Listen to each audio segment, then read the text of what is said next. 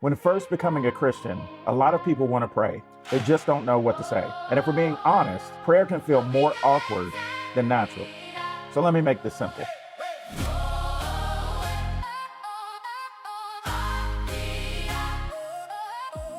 Hey, my name is Maurice. I am a pastor here in the Charlotte area.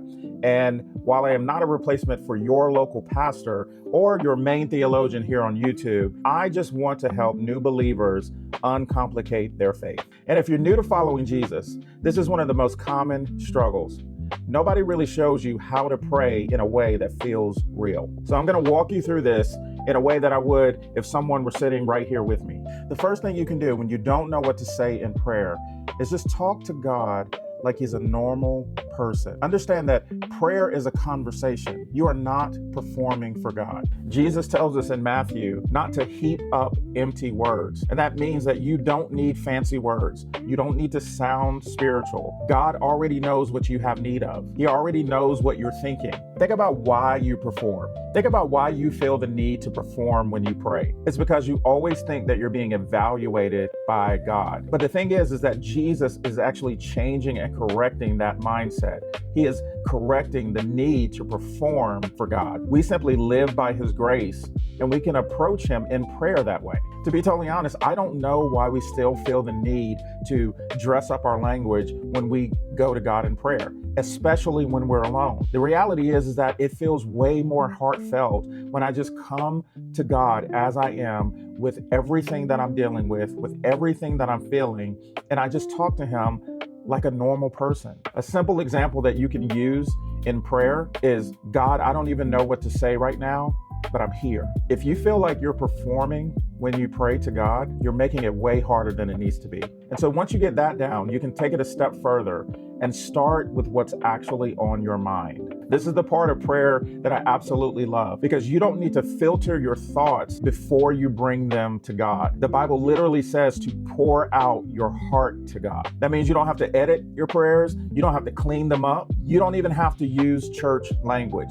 You can simply pray the way you naturally speak. I mean, take a look at any of the Psalms that you read in Scripture. In those prayers, you're going to see things like confusion, frustration, anger, sorrow. God intentionally included those prayers so that we would have an example of what prayer should actually look like. You know, most people hesitate because they say my prayers aren't spiritual enough. But honesty in prayer is way more spiritual than pretending anyway. God is not looking for your polished prayers. He's looking for your honest ones. And if you're sitting there thinking, I still don't know what to say, I think this will help. Use scripture in your prayers when you feel stuck. Look, God's word is supposed to illuminate our path. So let his word give you the language when you don't know what to say. The great thing is that you don't have to come up with your own original thoughts. You can go to God's word, read a verse, and then turn that into a prayer. See, what scripture does is reveal who God is, what he values, how he works. So when you pray using scripture, what you are doing is aligning your heart with his truth. So if I go into a passage of scripture and it says, trust in the Lord, well, then my prayer can be, God, will you help me to trust you today? Because right now I don't feel it. That's how you can use scripture to help you pray when you don't know what to say. When you don't have your own words, borrow God's.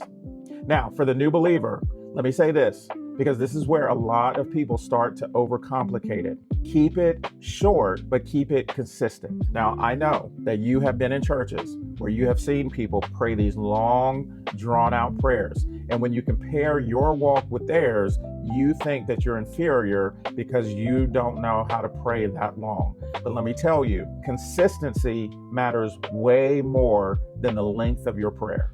1 Thessalonians tells us to pray without ceasing. But pray without ceasing does not mean long, nonstop prayers. It means showing up on a regular basis. It means regular connection. Most people quit because they try to do too much.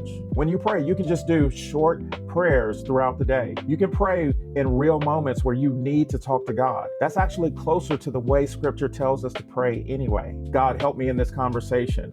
God, I need your patience right now. God, I don't know what to do here. A few real moments with God throughout the day is better than one long forced moment. And so this last one should really change how you see all of this. I want you to focus on connection not trying to get it right. Prayer is about a relationship with a father. Now, look, this is something that I had to learn myself and get past. When you pray, you are not approaching a judge. You are approaching a father.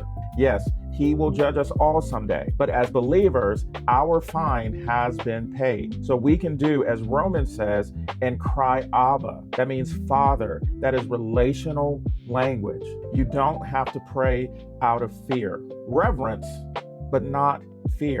Fear-based prayer sounds like, did I say this right? Relationship-based prayer says, God, I need you. Again, you're not being evaluated. You're being welcomed. You're not trying to impress him. You're learning how to relate to him.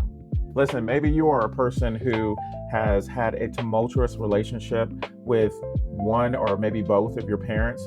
And so relating to God in this loving way is very difficult for you. But that is why getting into the Word of God and understanding who He is and how He feels about you is so important, so that you can communicate with Him in a way that allows you to deepen your relationship with Him. This is not about you trying to perform for God. He is not concerned about the way you say it. He is not concerned about how eloquent your words are. He just wants to be in an intimate and loving relationship with you. If prayer has felt complicated, it doesn't have to be. Start simple, be honest, and stay consistent. That's how it grows. This channel is for people who are just trying to follow Jesus and want it to make sense without overcomplicating it. If this has helped you in any way, and I really hope that it has, go ahead and subscribe. And if prayer has been a struggle for you, go ahead and leave a comment below and say, I'm learning. See you next time.